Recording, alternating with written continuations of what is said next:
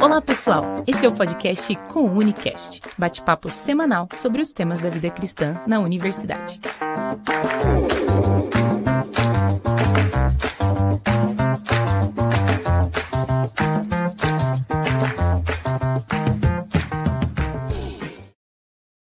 E aí, pessoal, e aí você de casa, jovem universitário, você adulto, que está aí nos assistindo, nos ouvindo, seja muito bem-vindo ou bem-vinda a mais um episódio do nosso Comunicast. Nós estamos já no episódio 48, tá? Um episódio onde nós vamos falar sobre essa perspectiva de que do Senhor é o reino e como isso se aplica na vida universitária. Para isso, eu convidei um convidado muito especial, ficou ótimo, né? Mas eu já apresento ele, ou melhor, já passo a palavra para ele se apresentar aqui, para que vocês o conheçam, tá bom?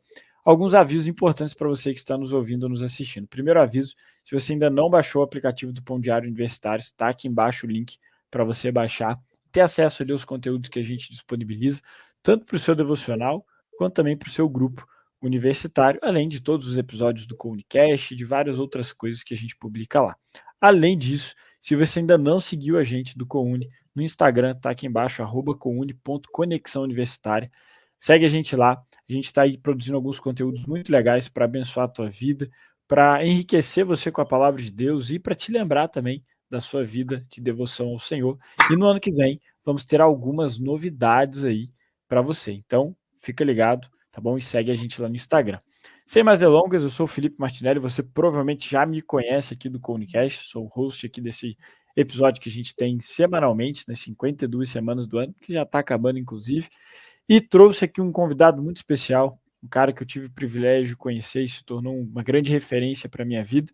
Quero pedir para ele se apresentar, meu amigo pastor Vinícius Vargas, fica à vontade aí, se apresenta para a galera te conhecer um pouco mais. Boa tarde, todo mundo. Eu sou o Vinícius, eu tenho um pouco de dificuldade de falar de mim, eu gosto mais de falar de Jesus, mas eu sou um cara que trabalho com juventudes já tem alguns anos, na minha igreja local, lá quando eu morava ainda no Rio de Janeiro, depois na juventude estadual, nas igrejas batistas do estado do Rio de Janeiro, e depois na juventude batista brasileira. Comecei trabalhando na área de capacitação, e agora eu estou trabalhando na área de planejamento estratégico. Desde 2022, eu sou também o conselheiro emérito da Juventude Batista Brasileira. Eu estou morando agora em João Pessoa, onde eu sou membro da primeira Igreja Batista do Bessamar. Eu sou graduado, mestre e doutor em teologia e sou professor de teologia sistemática aqui na Faculdade Internacional Cidade Viva. Mas eu acho que o meu maior mérito é ser amigo de gente boa, tipo Felipe Martinelli, assim, por exemplo. Que isso. Poxa, Vini, obrigado, cara. Muito bom ter você aqui. O Vini tem um currículo fera aí, cara que escreve muito bem, ensina muito bem. Se você tá me ouvindo aqui ó, e é batista, esse cara aqui, ele sabe de história dos batistas como poucos, principalmente história da juventude batista no nosso país. Então, é um negócio muito interessante. Mas mais que isso, né, Vini, como você bem falou aí, é um cara que é discípulo de Cristo, que vem há anos aí pregando o evangelho, ensinando sobre o Senhor Jesus Cristo, sobre a palavra de Deus. E Vini, né, trouxe aqui você para a gente falar um pouco sobre isso, sobre reino de Deus, universidade, e como nós, como cristãos, devemos enxergar isso. A gente tem uma problemática hoje em dia, né? Até um tempo atrás saiu um vídeo que gerou um bafafá aí de um pastor específico falando sobre os pais enviarem os filhos para a universidade e tal. E a gente sabe que muitas pessoas têm a dificuldade de enxergar o ambiente acadêmico e universitário como um lugar para que o reino de Deus chegue com a mensagem do evangelho. Então, muitos vão para a universidade com um certo medo de perder a fé, né, com um receio de esfriar na sua caminhada com Deus, e acabam perdendo a graça de enxergar a universidade como um campo missionário, como um lugar para que você seja um agente do reino do Senhor. E, cara, como que o jovem, né, que está nos ouvindo e nos assistindo aí, pode superar esse medo de perder a fé na universidade para vê-la como, de fato, um ambiente missionário, um ambiente de levar a pregação do evangelho? O que você poderia falar para nós sobre isso? Eu conheci um professor, muitos anos atrás, professor de teologia. Ele diz o seguinte: se a sua fé pode ser perdida, ela precisa ser perdida. Porque se ela não tem raízes o suficiente para se fundamentar, para se estabelecer, se qualquer vento, se qualquer tempestade que der, vai fazer com que ela desabe, então é melhor que ela caia logo de uma vez, que ela não te segura nada, ela é uma Sim. falsa sensação de segurança, e aí uma vez que você perdeu essa fé, que não é legítima, que não é genuína, você pode ter a possibilidade de deixar nascer uma fé que é, de fato, legítima, uma fé que realmente tem raízes, uma fé que realmente te dá firmeza e convicção. Então, acho que, Uhum. primeiro de tudo, se eu tenho medo de perder minha fé, é porque eu não tenho tanta certeza assim na fé que tenho.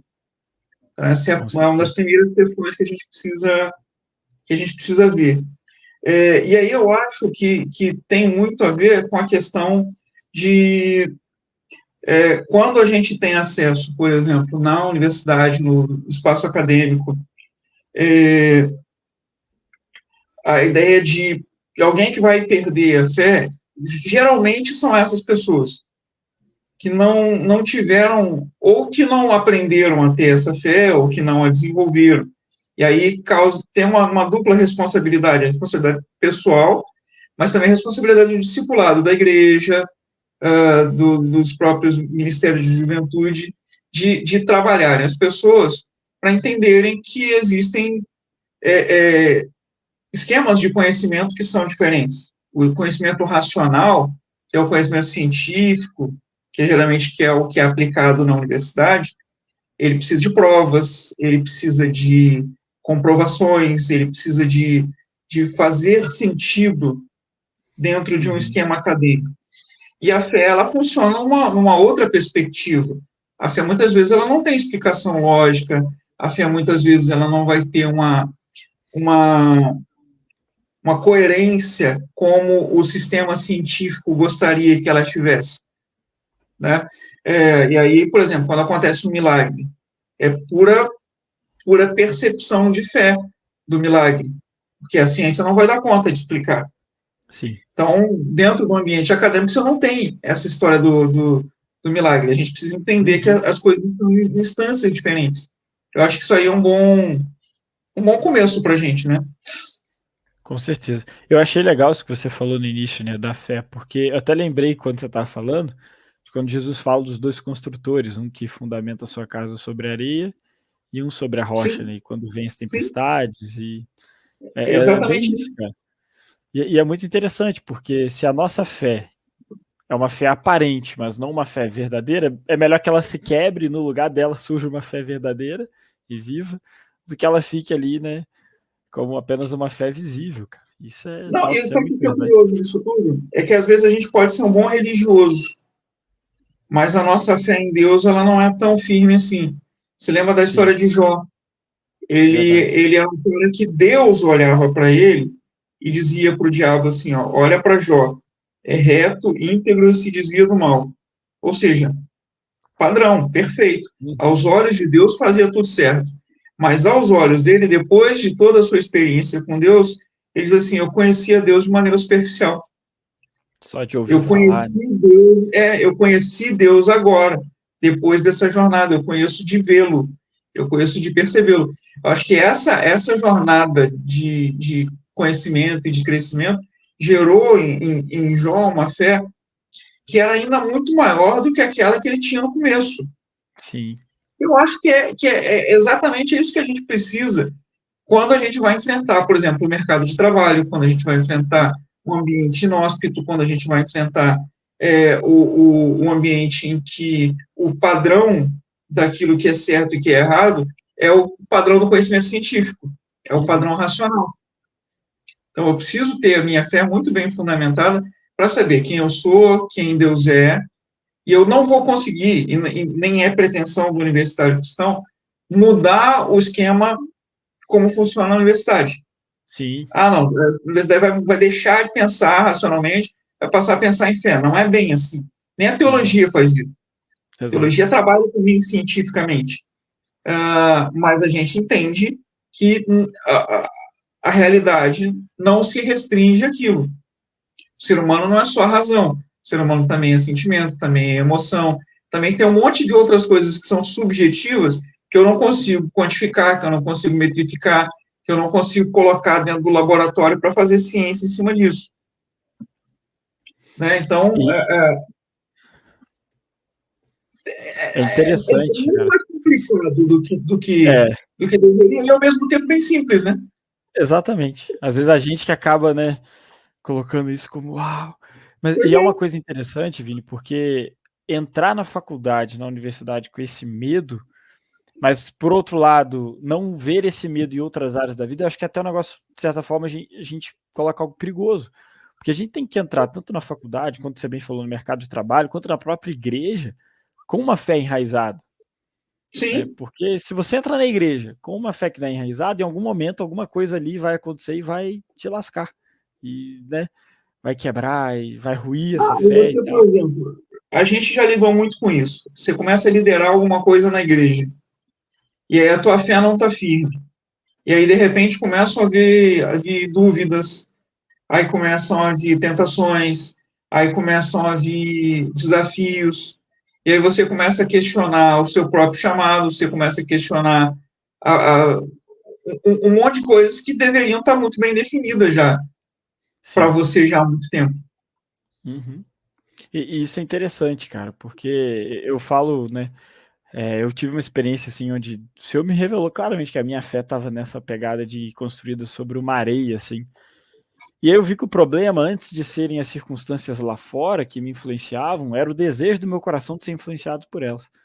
Né? Tipo, era justamente um problema que começava aqui dentro e não em si lá fora. Uhum. Afinal, a gente vai lidar com esse problema de um mundo que, de certa forma, ataca a nossa fé em todas as instâncias. Né? Isso é algo bíblico, é algo que o próprio Jesus já deixou muito claro. Então não tem para onde correr, né? Por assim dizer. É interessante Não, isso. isso não é novo, e infelizmente a gente ainda não aprendeu a lidar com isso.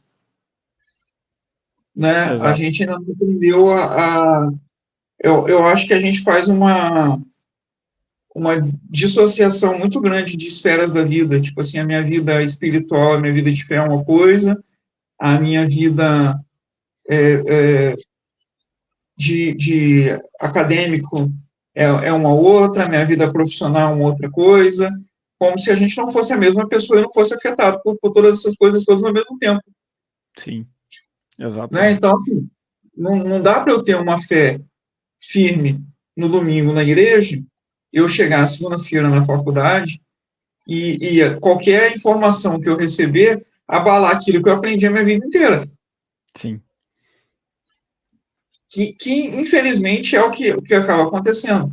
E aí eu vejo um bocado de culpa na igreja também. A gente sim, vacila um bocado com isso. A gente, com enquanto certeza. igreja, enquanto Ministério de Juventude, a gente dá uns vacilos nessa área aí. E é um ponto também, né, a se pensar, porque mais importante do que colocar um medo nos jovens de ir para a faculdade é pensar em como solucionar isso através de um conhecimento bíblico, de uma fé enraizada, né, de trazer essas ferramentas para o jovem compreender a fé dele, como dialogar essa fé no ambiente da ciência, da biologia, da matemática, e onde quer que ele vai estudar, onde quer que ele vai fazer. É um ponto, né, que dá aqui mais um tema de podcast, né, para a gente Eu acho seguir. que é um bom tema isso. E aí eu Com vou te dar certeza. essa sugestão. A teologia foi a primeira das disciplinas da universidade. Sim. Quando a universidade foi criada lá no período da Idade Média, ela foi criada em conventos, ela foi criada em torno da igreja a partir da teologia. Aí a Uhum. teologia, e depois o direito, e depois as ciências filosóficas, e depois as ciências naturais, medicina, biologia e todas elas. E depois de um certo ponto, quando acaba esse período medieval, começa a era da razão, a teologia simplesmente perde espaço na casa que ela mesma abriu. E Exatamente. hoje não tem mais espaço para teologia Não, na universidade. O conhecimento teológico não é visto como ciência. exatamente. E é visto como algo bem à parte, né. Você não vê É, é visto quase que como interessante. pseudociência, como se o que a gente É. fizesse não fosse também um trabalho de construção nesse mesmo sentido. Uhum. Eu tenho um pouco de birra com essas coisas já há muito tempo, porque, assim, a gente acaba perdendo muitos espaços, né? Sim, com certeza. A galera, às vezes, não... Ah, não... igual esse vídeo que você falou aí, do pastor que falou, não vou mandar meus filhos para a universidade. E aí a gente não vai. Uhum. E aí esses espaços vão ser ocupados por quem? Toda vez que a gente abre mão de ocupar espaços, quem é que está ocupando os espaços que a gente deveria estar ocupando? O lance de ir por todo mundo e fazer discípulos em todas as nações, a gente está se retraindo cada vez mais em não ir por todo mundo, mas convidar todo mundo para vir na nossa igreja, ouvir o evangelho lá, quando o pastor prega. Exatamente. E aí, O evangelismo se tornou um convite para ir à igreja, e não a necessariamente... gente tem que ir no convite. Uhum. E quando isso acontece, tipo assim, eu vejo no Novo Testamento duas questões muito, muito práticas, assim, a pregação do evangelho sendo pregada na rua, principalmente por causa do testemunho. Você vai ler lá Atos 2, de 42 a 47, diz que a igreja fazia tudo certinho, né? Tinham tudo em comum, partiam do pão, e nas orações, na comunhão e tal, e tal. Aí chega no final, o Senhor ia acrescentando aqueles que iam sendo salvos à igreja. Não fala de mega campanhas de evangelização, não fala de grandes cultos evangelísticos nas reuniões da igreja. O evangelismo era feito na rua, era feito na vida. E o que era feito dentro da igreja? A doutrina dos apóstolos, o ensino bíblico. Aí a gente retira o ensino bíblico para fazer a evangelização na igreja. Aí a pessoa não aprende nem a Bíblia e nem aprende que o que tem que fazer fora dali. Exatamente. É esse o ponto. A gente perde de todos os lados. Né? E aí a ponta disso é justamente um jovem universitário que cresce num ambiente assim, indo para a universidade sem ter a consciência, a compreensão de que ali é um lugar para ele pregar o evangelho, ser um agente do reino de Deus, né? Ser um discípulo ativo. Eu acho até que essa ideia, por exemplo, na universidade, de pregar o evangelho, deveria ser muito mais pelo seu testemunho do que pela sua palavra. Sim. Eu vejo muito quando o Daniel foi matriculado lá no curso das artes mágicas dos caldeus, lá em Daniel capítulo 1, ele e seus amigos. Uhum. Eles não estavam pregando. Sim. Mas eles diziam, não, eu não vou comer dessa comida, eu não quero beber desse vinho, eu não quero fazer parte disso, me deixa aqui. E aí, quando foram fazer a avaliação física, eles estavam mais saudáveis do que os outros. E aí esse passou a ser o padrão, porque o padrão deles era melhor que o outro. E aí, quando eles vão ser avaliados na banca de final de curso lá, eles são mais inteligentes que a banca. Sim. Não é que eles são mais inteligentes que a turma. Está escrito isso lá, eles são mais inteligentes que a banca. Só que o que acontece? Logo no começo eles têm que aprender outra religião, outra língua e recebem novos nomes numa nova terra. Quer dizer, tinha tudo para apagar deles aquilo que eles tinham sido. É verdade. E outro nome, com outra... E pior, não sei se você já parou para pensar nisso, mas numa época em que se acreditava que cada povo tinha seu Deus, quando o povo de Israel é invadido pela Babilônia, o Deus da Babilônia humilhou o Deus de Israel. Nessa mentalidade antiga, a casa de Deus, que era o templo, foi destruída, os objetos do templo foram roubados. Tecnicamente, nessa mentalidade antiga, o Deus de Israel perdeu a guerra para um Deus mais forte. Se ele fosse mais forte, ele tinha ganhado. Exato. Óbvio que Daniel e os seus amigos sabiam que não era essa a mentalidade que vigia, porque Jerusalém foi invadida porque o povo tinha violado as regras da aliança desde Abraão. Beleza. Eles sabiam exatamente isso. Aí você vai para... Quando Daniel precisa decifrar o sonho do rei, todos os caldeus usam as técnicas de caldeus para decifrar. Daniel diz assim, eu tenho uma carta na manga. Eu sei como é que eu resolvo isso aqui. E ele vai para casa e ora e Deus revela. Quer dizer, hora nenhuma ele esqueceu quem ele era. Quer dizer, ele não precisa ficar esfregando isso na cara das pessoas. Exato. Ele, o tempo todo isso aparece. Aí tem uma hora que, eu acho que é Daniel capítulo 5, eu estou citando o texto de cabeça, não tenho certeza da referência. Uhum. Mas a mãe do rei diz assim, esse Daniel ele é diferente. Nele habita o espírito dos deuses santos. O próprio testemunho dele mostra que ele é diferente. Eu acho que a gente perde um bocado nisso, né? Sim.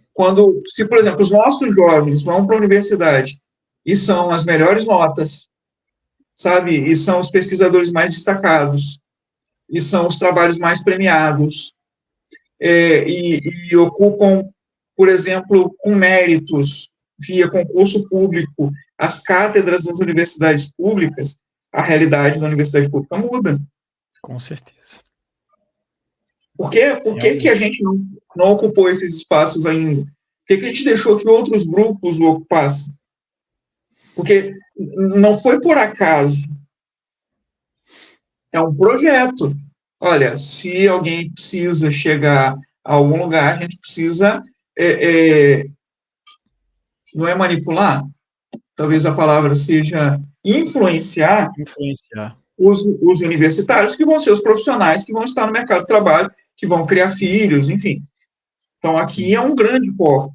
E aí um grupo se especializou nisso, e aí fez por onde, e eu não estou tirando o mérito dessas pessoas, estudaram Claro. para isso, correram atrás, fizeram os concursos adequados, chegaram às cátedras das universidades públicas e estão lá. Mérito deles. E demérito nosso, que a gente não correu atrás para fazer a mesma coisa. Exatamente. A gente veio se em si mesmando, a gente veio se aquartelando, a gente não ocupou esses espaços, e agora a gente tem que correr atrás do prejuízo, que não precisava estar correndo atrás de prejuízo. A gente podia estar correndo junto ali. Se Exatamente. essa era um grande apologeta cristão, era professor de universidade, junto com um monte de outros caras. Alguns que se destacam, né? Pois E isso é é. uma coisa interessante, Vini, porque é muito bom você tocar nesse ponto, até para quem está nos ouvindo, né? Eu lembro uma vez, eu estava vendo uma aula de cosmovisão cristã, do professor Christian Brito, aqui de Sim. Curitiba, e ele começou a aula com a seguinte pergunta: o que é mais cristão? Você subir num monte para orar pela madrugada ou fazer uma prova e tirar uma nota boa para a glória de Deus? E aí onde eu quero, né, contextualizar isso. Às vezes a gente acha que nós vamos ser influenciadores dentro da universidade por realizar um culto na universidade. Não há nada de errado com isso. Se tiver esse espaço, glória a Não. Deus, que bênção. Mas eu concordo com você. Acho que quando a gente olha para a perspectiva bíblica, eu acho que o exemplo de Daniel talvez seja o melhor nesse quesito mais prático, né, de trazer para os nossos dias. Ele não fez nenhum culto dentro do Palácio Real, ele não fez barulho, né? Ele deu o bom e o velho testemunho que foi o suficiente, né, para Exato. o E, agir e de aí, Deus. assim, eu acho que a gente tem que aproveitar essas boas oportunidades, porque, tipo assim, quando você pensa hoje em pesquisa científica, né? Biomedicina e física, química, genética, ciência. Uhum. Quase todos os pesquisadores são ateus. Os ateus Sim, não vieram, a maioria, lá pregando ateísmo. Eles exatamente. vieram, a maioria, fazendo ciência. E ponto. Entendeu? Não é tentando provar que o outro está errado, é aprendendo aquele negócio lá e fazendo bem feito. Uhum. Então, como é que a gente consegue se destacar em algum cenário? Exatamente assim. É indo para lá, estudando e fazendo bem feito, e sendo bom naquilo que faz. E tendo excelência. Daniel era excelente. Então, a gente às vezes acha que, assim, concordo contigo, se tiver a oportunidade de fazer um culto no ambiente da universidade, é maravilhoso isso. Acho que é um bálsamo até para quem tá passando tanto perrengue lá, de nota de pressão, de prova, de um monte Sim, de coisa. Eu acho isso uma oportunidade, assim, incrível. Agora, muito mais interessante é esse testemunho, essa ideia de dizer assim, pô, essa galera é crente, não sai para noitada, não chega aqui bêbado, não falta aula para ir para o bar, as notas deles são excelentes, pô, vou começar a fazer isso também. exato. É o bom exemplo, né? O exemplo que É, arrasta. Assim, então, assim, com certeza. você sabe por que eu não bebo? Não é porque eu sou cristão. Eu não bebo porque do lado do meu pai e do lado da minha mãe, são 5 tios do lado da minha mãe, 3 do lado do meu Uhum. pai. Um de cada lado tem problemas com alcoolismo. Problema sério com alcoolismo. E os Uhum. demais não. Aí eu vejo os demais com casa, com carro, viajando nas férias, estando com a gente nas festas de família, constituindo família, sendo felizes, vivendo a vida. E os outros só têm uma preocupação na vida, encher a cara. E aí, desde pequeno, eu olhei para aquilo e falei assim, cara, isso é uma coisa que eu não quero. E ponto. Olha no mundo da vida. Ah, mas ninguém está olhando, está longe. Não quero, não gosto, não quero ser daquele jeito ali. Eu quero ser daquele outro jeito ali. Eu acho que essa ideia do exemplo a partir do testemunho é bastante apropriada, né? E aí você aprende a fazer isso na universidade, depois você vai ser um profissional assim no mercado de trabalho. Tipo, não, nesse setor aqui não dá para a gente tentar arrumar um esquema, porque nesse setor aqui está o fulano, e fulano não aceita esquema. Ponto. O exemplo já, né? Você não precisou fazer barulho, já tá ali. Exatamente. Isso com certeza impacta a vida das pessoas, né, cara? Isso é algo que não tem jeito. Em algum momento elas vão olhar e vão pensar o que há de diferente ali, o que aquela pessoa carrega, o que aquele cristão ali carrega. E isso não. Eu gosto muito daquele filme do. Nossa, eu esqueci o nome agora. É um filme de guerra lá do soldado que se recusa a matar e vai buscando os companheiros. Esqueci também. Esqueci o nome. Mas é um filme, né, do... Nossa, cara. Eu tava aqui com o Resgate do Soldado Ryan na cabeça, mas não é esse. Mas você sabe qual que eu tô falando, né? Sei, eu só esqueci também. Eu também, então. E eu acho interessante, porque, tipo assim, naquela situação, o pessoal dele, ele se recusou a pegar numa arma, matar, mas ele tinha algo, de alguma forma, a contribuir naquela guerra. Ele não sai da missão dele, ele não foge do que ele poderia fazer. E é interessante, porque o exemplo dele arrasta, né? O exemplo do que ele faz impacta a vida dos soldados que estariam com armas na mão ali de alguma forma, mas a ponto de no final, eu gosto da cena final do filme, né? O comandante pergunta por que vocês ainda não subiram para atacar? Aí o sargento responde: estamos esperando o soldado Ross orar.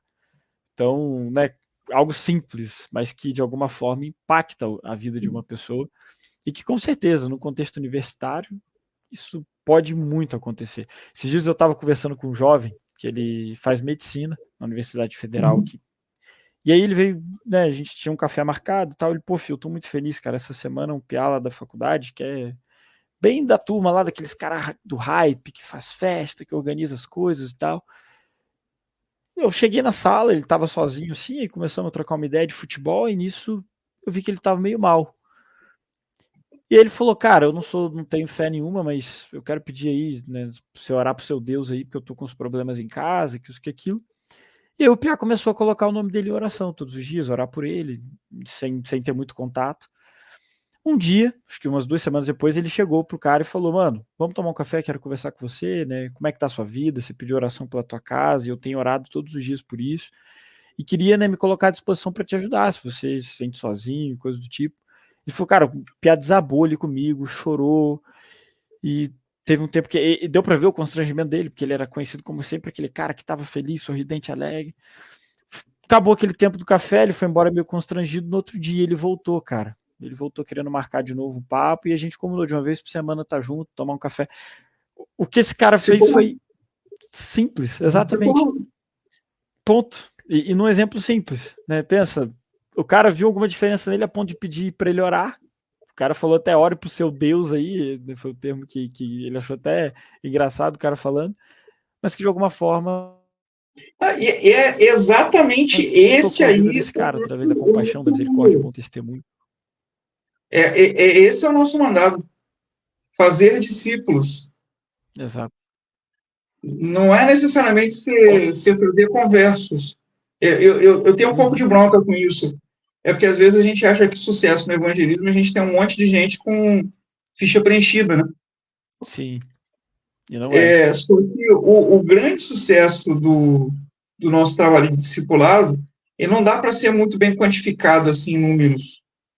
Não tem como. É um cara desse aí que teve a vida impactada na hora que ele mais precisava, sabe? É uma galera que olha para você e vê em você alguém sério. Tipo assim, pô, preciso de alguém sério, alguém responsável para resolver isso aqui. Pronto, é fulano.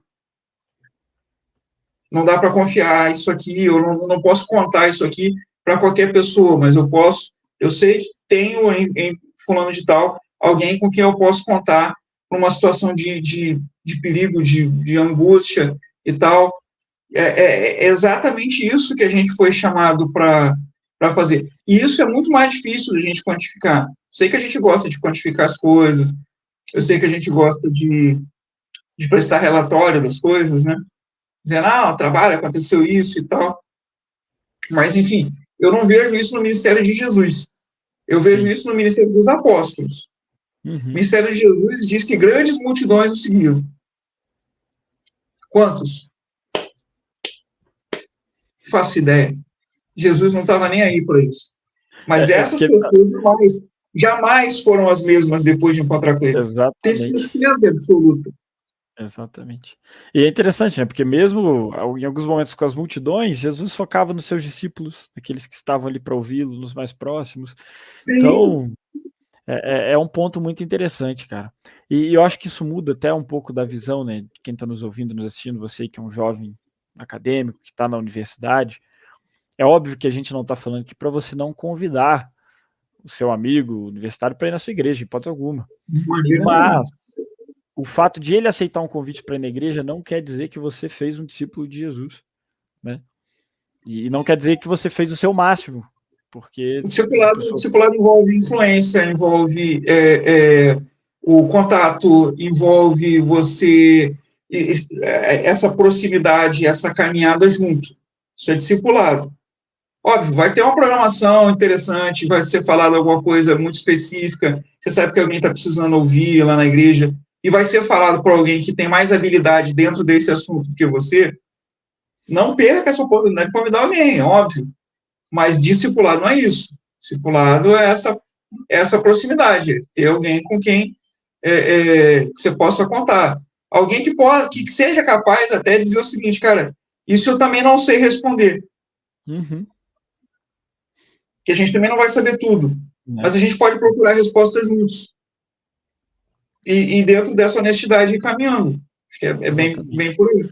É por aí, né, cara? E isso é um contexto muito interessante. Mas Ine, baseado naquilo que a gente está falando aqui, né, está pensando sobre o contexto universitário e acadêmico, a gente sabe que também, né, dentro da universidade existem alguns desafios, existem algumas questões, tanto no âmbito da racionalidade, nos conflitos que existem com a fé cristã, no caso, desde filosóficos, teológicos, mas também há as questões, né, da universidade hoje em dia ser um ambiente muito propício para tentações, como você deu o exemplo aí de festas, de coisas do tipo e tudo mais. E que dicas você daria, cara, para um jovem se blindar contra essas coisas, de ambos os lados, tanto no quesito mais da racionalidade, diante de um curso que está fazendo, mas quanto também desses desejos, né? O que você poderia dar de conselho para um jovem que tem vivenciado isso? Então, a primeira coisa de tudo, eu acho que a gente volta lá em Daniel. É não Uhum. esquecer quem você é e de onde você veio. Boa. A grande questão da universidade é que, às vezes, a gente acha que, quando vai para a universidade, a gente se emancipa, a gente se torna independente, agora sou adulto e vou fazer o que eu quiser. E aí, às vezes, o negócio mais lucrativo não é nem ser professor na universidade, né? É ser o dono do bar que fica do lado. É o cara que fatura mais do que o cara que dá aula lá, porque a galera Sim. foge dali. Você sabe bem disso. Passa em qualquer universidade, toda universidade tem um bar do lado, e às vezes está bem mais cheio do que qualquer sala de aula que está lá É a dentro. sala de aula. Exatamente. Principalmente nas sextas-feiras à noite. Sim. Isso eu vejo pra caramba por aqui. Então, assim, a primeira coisa eu acho que é essa. Você não pode esquecer quem você é e de onde é que você veio. A segunda coisa, mais importante, tão importante quanto, é você saber aquilo que é temporário e aquilo que é permanente. Pô, eu vou deixar de aproveitar agora um final de semana, mas eu vou estudar, porque eu sei que a minha carreira depende das notas que eu vou tirar aqui. Eu sei que as minhas notas, elas dependem disso. E aí, dica para vocês, eu sou professor de faculdade, boa dica para vocês. Sejam bons alunos e tirem boas notas, porque os professores, quando tiverem boas oportunidades para indicar alguém para alguma coisa, eles vão indicar bons alunos que tiram boas notas. Sim. Não é aluno bajulador, que leva presente para o professor, que lava o carro. Esquece isso. Seja um bom aluno, tire boas notas, seja uma boa pessoa, tenha um bom caráter e seja competente naquilo que você faz. Quando tiver oportunidade, eu já cansei de ser indicado para um monte de coisa legal aqui pelos meus ex-professores. Uhum. Porque sabiam que em algumas coisas podiam contar comigo. Então, acho que essa é uma outra perspectiva. Tipo, não esqueça quem você é, de onde você veio, não sei o que você está fazendo ali, pô. O que você está fazendo na universidade? Você tá na colônia de férias ou você está na universidade? Você está estudando. Então, dedique-se a isso, presta atenção, né? Tem gente que acha que a universidade é outra coisa. Ali é para obter conhecimento, Uhum. em primeiro lugar, e para você fazer bons relacionamentos. Teu networking profissional começa com os teus alunos, os colegas de turma. Sim. A galera que você vai se formar junto, e daí vocês vão para o mercado de trabalho junto, é um indicando o outro, é um puxando o outro, e são essas conexões que vão se fazendo ali. Então, isso é importante. Você imagina, você sai da faculdade, aí alguém diz assim, pô, eu podia trazer alguém para trabalhar aqui na empresa. Eu falo, não, vou trazer o Felipe. Não, o Felipe não queria nada com nada, só chegava atrasado, dormia na aula, fugia da aula para ir para o bar. Como é que é a tua percepção desse cara quando era assim na faculdade? Como é que você acha que ele vai ser trabalhando? É a mesma coisa, Exato. né? Então, tipo, cuida da sua imagem. E acima de tudo, e aí não só na universidade, em tudo na vida, a gente tem que cuidar da nossa espiritualidade, a gente tem que cuidar do nosso relacionamento com Deus. Isso é mais importante de tudo. A gente saber o que Deus espera da gente. Todo mundo nessa vida tem da parte de Deus uma vocação, tem um chamado. Ele pode ser ministerial, ele pode ser profissional, né? Ele pode ser um monte de coisa. Eu lembro daquele filme, como é? É bem antigo, não é do seu tempo não, Felipe. Chama Carruagem de Fogo. É um Não, filme não sobre um conheço. atleta olímpico. É bem antigo, anos 80. O cara estava se preparando para a Olimpíada, ele era do atletismo, ele corria. Uhum. Só que ele era vocacionado para ser missionário no outro país. Esqueci o país agora. Ele era vocacionado para ir para outro país. E aí, ele era bom corredor e tinha se classificado para as Olimpíadas, estava treinando muito para as Olimpíadas. E alguém perguntou para ele assim: você não acha que você correndo para treinar para as Olimpíadas, você vai atrapalhar a tua preparação para missões? Aí ele fala uma frase que para mim é fundamental. Ele diz assim: eu sei que Deus me chamou para missões, mas Deus me fez rápido. E eu sei que Deus sente prazer quando eu estou correndo. Uau. Ou seja, Deus não me fez rápido à toa. Ele gosta quando eu corro, porque ele me fez para correr. Uhum. Se ele não quisesse que eu corresse, Não eu teria era feito isso. lento.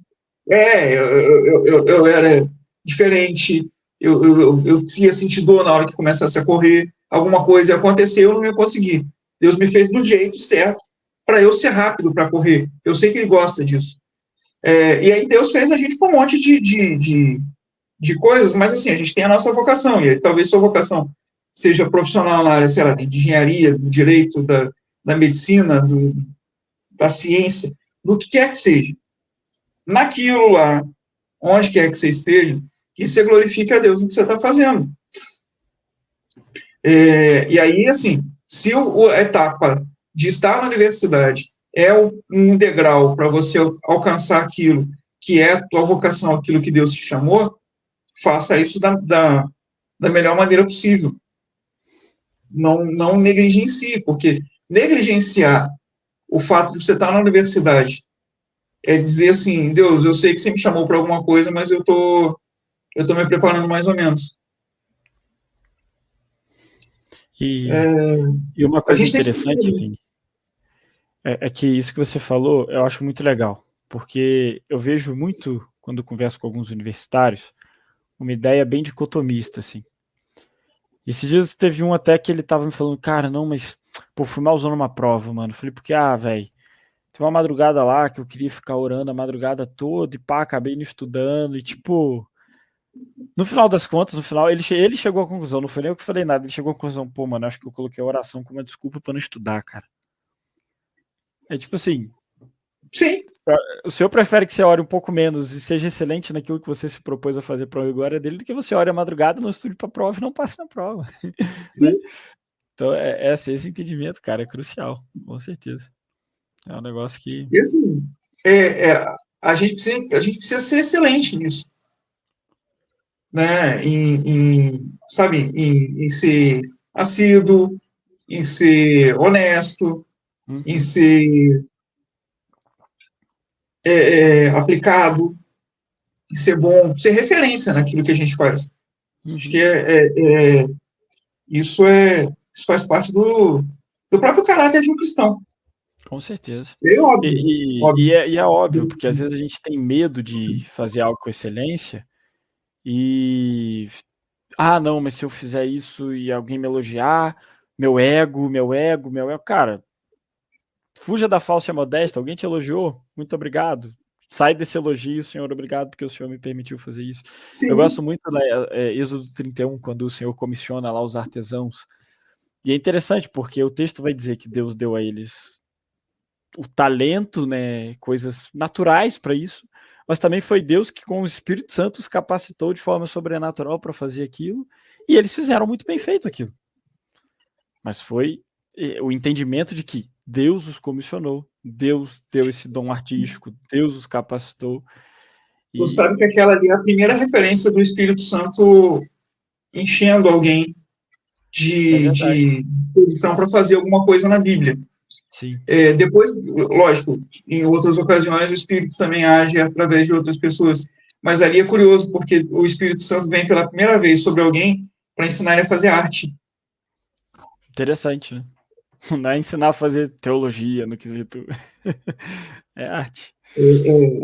Trabalho manual, é alguma coisa física, alguma Uhum. coisa, lógico, ia ter um fundamento religioso, sim, mas Sim, eles não eram sacerdotes do templo, eles eram artesãos. Então, assim, o Espírito Santo, ele age para fazer a gente ser excelente em qualquer área que ele quiser que a gente atue. A gente só precisa estar exato, disponível para isso. Isso é exato. muito legal, eu gostei dessa lembrança desse texto.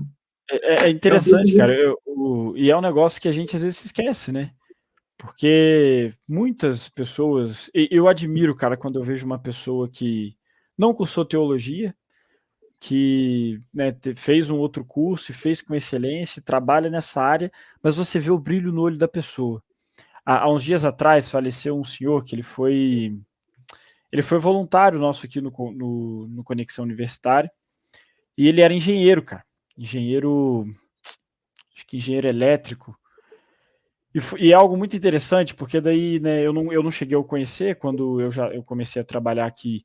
Ele já tinha tido as coisas, as relações com a gente aqui no quesito voluntário. E foi algo muito interessante poder ouvir a história dele. Ele era engenheiro elétrico. O nome dele era Maurício Breternitz. E, cara, eu falei, né, o senhor foi massa, eu vi que alguns testemunhos legais. Deixa eu ouvir aqui o podcast que ele gravou. A gente tem um quadro aqui do COUNI chamado Redimindo Profissões, onde a gente fala sobre Uhum. profissões na perspectiva cristã. E, Vini, o cara com brilho no olho falando de tudo que envolvia a engenharia eletrônica e todas as conclusões de todas as frases, de todas as coisas que ele falava que, né, para eu que não conheço engenharia, ficava uau, que fascinado. Ele concluía com a frase, né, com a ideia de glorificar a Deus através disso. Eu falei, cara, é isso. É O isso. cara era um engenheiro eletrônico para a glória de Deus. Então, assim, é esse o legado, né, que você aí, jovem, universitário, que está na faculdade, seja ela qual for, da teologia, a gastronomia, das artes, né, pense em fazer o que você faz para a glória de Deus. Se foi Deus que criou todas as coisas, né, nosso trabalho é pegar essas coisas que muitas vezes estão deturpadas pelo pecado, consequentemente, e fazer aquilo de forma que glorifique a Deus, como o caso das artes, e entra tudo aí, né? Então isso é... É bem Quer por falar aí alguma mesmo. coisa sobre isso? Não, o pai do Minon contava a história de um cara que cavava buraco. Deixa eu ver essa Uhum. história. Não, não. Não, o cara cavava buraco. E aí ele ficava um tempão no buraco. A galera cavava o buraco, mas cavava rápido, né? E o cara demorava um pouco mais. Os buracos eram para pôr aquelas manilhas para fazer escoamento de esgoto, né? Uhum. E a pessoa fala, cara, por que você demora tanto para fazer o buraco da manilha que você faz? Ele disse assim, porque o meu é bem feito. O cara fala, de todo mundo é bem feito. Ele falou assim, não. O da maioria da galera aqui, de vez em quando o pessoal põe a manilha ali dentro e a manilha agarra e alguém tem que fazer um acerto e tal. O meu, quando você põe a manilha ali, ela vai cair e vai assentar certinho. Ele falou, por quê? Ele falou assim, porque quando a manilha agarra ali, o pessoal tem que devolver ela e fazer, e perde tempo com esse negócio todo, o pessoal reclama e acaba xingando. Os buracos que eu furo aqui, quando o pessoal assenta a manilha, o pessoal diz, graças a Deus, isso deu certo. Eu quero que todos os buracos que eu fure, alguém dê graças a Deus. Uau, cara. Nossa, sensacional. E é isso aí. Isso aí já muda a perspectiva, né? Como o trabalho, a faculdade, o Pois serviço é. na igreja. No final das contas, tudo que a gente faz tem que ser para isso, porque as pessoas glorifiquem o Senhor, né? E é interessante, Vini, porque eu vou dar um exemplo até, né? Tipo, no meu caso, seu também, eu creio que você possa ter visto isso, que sou formado em teologia. Quando eu entrei na faculdade de teologia, cara, minha primeira semana de aula foi uma quebra de paradigma muito grande, assim. Porque na minha cabeça eu já estava fazendo o suficiente, saindo do Rio de Janeiro, vindo para cá para estudar teologia e ser um pastor. Então eu falei, cara, eu só preciso me formar, né? Daí vou passar pelo concílio e pronto. E aí me deparo com a primeira aula de teologia, né, de uma das matérias, né, que era sobre Antigo Testamento, introdução ao Antigo Testamento. Daí o professor, nossa, não lembro qual foi o professor agora, professor Reginaldo, aqui da faculdade da FABAPA. Ele introduziu a matéria e ele falou, agora vocês vão ter um desafio, que é nesse primeiro semestre, onde a gente vai estar falando sobre o Antigo Testamento, lerem o Antigo Testamento inteiro. Aí eu já tinha lido a Bíblia inteira num ano e tal, mas eu falei, cara, ler o Antigo Testamento inteiro, pô, já comecei minha leitura bíblica anual aqui, vai. Aí tá, passou o semestre, eu não li, confesso para você que eu não li. E aí, no final do semestre, ele deu a prova dele e tudo mais. E aí, no final da prova, que era, né, sobre a matéria, tinha uma planilha. Você leu o Antigo Testamento inteiro nesse semestre? Sim, não, e ponto. Só tinha sim ou não. Eu coloquei não li, tá, entreguei. Aí na aula seguinte de encerrar o semestre, ele chegou e falou, pessoal, né, confesso para vocês que eu fiquei um pouco assustado, porque quando eu olhei ali nos resultados, 70% da turma não leu o Antigo Testamento. E assim, deixa eu falar uma coisa para vocês que, né, vocês no primeiro ano de teologia, no primeiro semestre, precisam aprender. Um estudante de direito, quando está estudando as leis, ele precisa ler o Vade-Mecum e aprender sobre as leis. Um estudante de determinada área precisa ler tal livro e aprender sobre tal coisa, um estudante disso. Vocês estão estudando teologia numa faculdade que crê que a Bíblia é a palavra de Deus, nós fazemos teologia a partir disso. Se vocês não se derem tempo no seu dia a dia para ler a Bíblia, vocês estão num curso errado. E vocês não estão vendo a beleza que é vocês poderem fazer do estudo de vocês a leitura bíblica. Cara, na hora que ele falou isso, velho, me veio tipo assim, ele falou com tanta paz, não foi puxando a orelha. Eu acho que foi até pior, a forma como ele me falou. Sim, precisando do Lucas, você tinha encarado no... Cara, Vini, eu saí dele constrangido, eu falei, cara do céu, eu tinha uma missão, ler a Bíblia. Pensa, que maravilha, meu estudo. Valendo nota. Mais poderosa e mais básica para um teólogo. Exatamente. E eu vi isso, cara, e eu lembro que, tipo assim, eu saí dali constrangido, eu vi que alguns amigos também, mas eu vi que alguns outros entrou num ouvido e saiu no outro. Isso me fez até repensar algumas coisas. Falei, cara, acho que o ofício teológico, ele foi até, de certa forma, perdido, assim como outros no meio cristão, onde os cristãos deixaram de realmente serem excelentes naquilo que fazem, naquilo que se propõem a fazer, e muitas vezes na justificativa, né, de serem excelentes na igreja, mas fora da igreja não, de serem excelentes no Instagram, mas fora dele não. E a gente perde essa essência, né, de fazer tudo para a glória de Deus. Então, não, isso que você me falou me fez pensar uma coisa muito... Eu sou professor de teologia. Uhum. Então, eu vejo que a gente tem muita gente hoje em dia nas nossas igrejas formada em teologia, Sim, mas teólogos são poucos. sim. Porque você fazer teologia, isso eu estou ensinando para os meus alunos. Eu não quero só que vocês decorem o que os teólogos antigos já pensaram. Eu quero que vocês olhem para a realidade de hoje, olhem para a Bíblia de vocês e produzam teologia hoje. Então, eu preciso dar ferramentas para vocês fazerem isso hoje. Vocês precisam fazer teologia. Não é só decorar conceitos e ficar repetindo as coisas. E aí eu vejo que, assim, se dentro das... Aí vamos complicar a guerra aqui. Se dentro da igreja o cara só terminou e tirou o curso, fez o curso de teologia dele, para poder se tornar pastor na igreja, para poder ter aquela posição lá, para poder ter o seu emprego, o seu salário, sei lá o que quer que seja. Qual foi a motivação do sujeito? E não se preocupou com isso. Como é que ele vai fazer com que a sua igreja tenha uma preocupação que nem ele teve? Como é que ele vai fazer com que essas pessoas tenham uma formação que nem ele teve? E aí, é lógico, aí numa situação como essa, eu entendo o cara ficar com medo do cara ir para a universidade.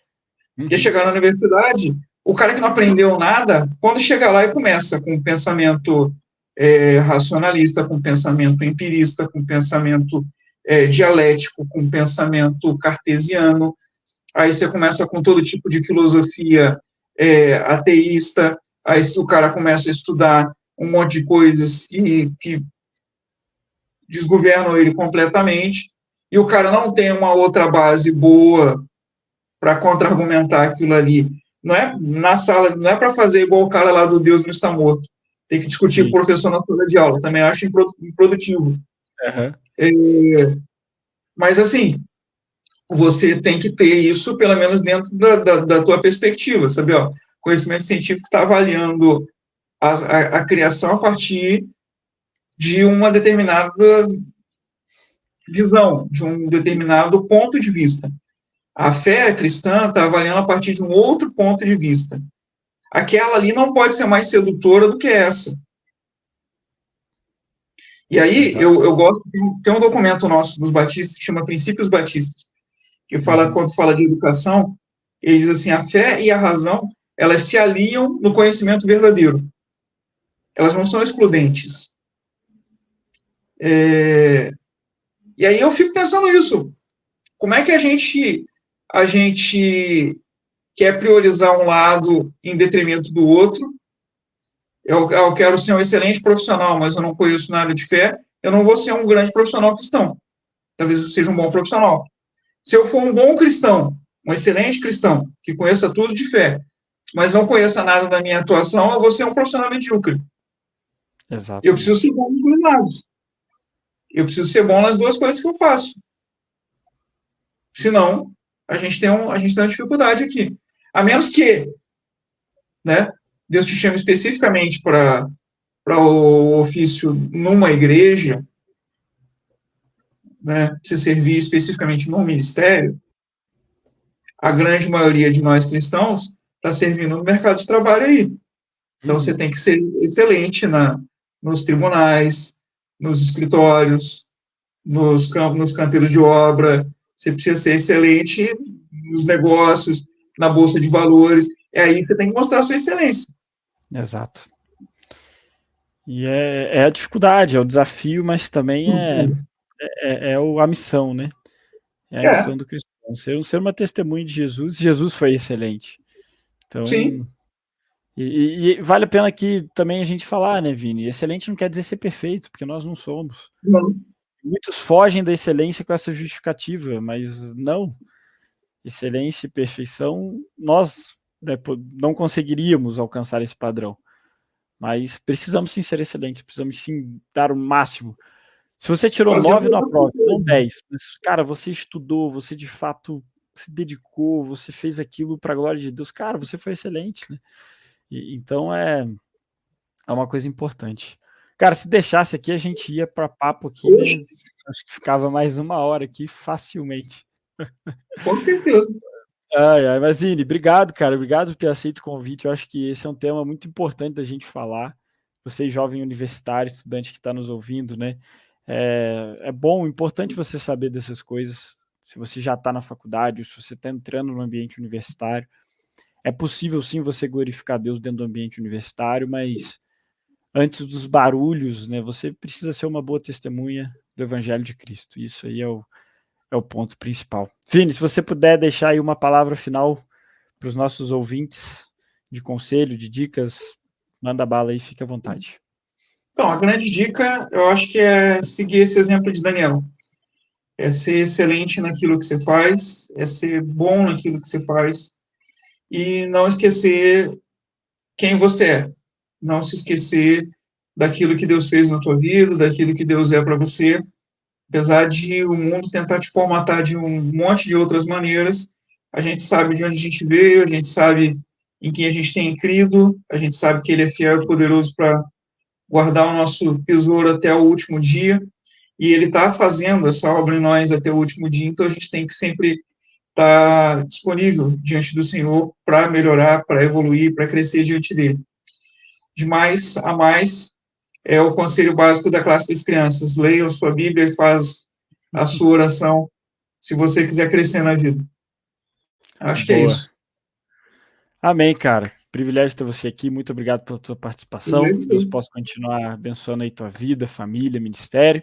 Você que está nos ouvindo, nos assistindo, foi uma bênção ter você aqui também. Se você gostou desse episódio, compartilhe aí para que outras pessoas também possam ouvir, possam assistir.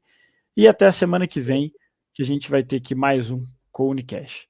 Deus abençoe sua vida. Vini, tamo junto. Aquele abraço e até a próxima. Tchau, tchau, galera. Você acabou de ouvir o podcast Unicast. Nos siga nas redes sociais, @comuni.conexão universitária e fique por dentro dos próximos episódios.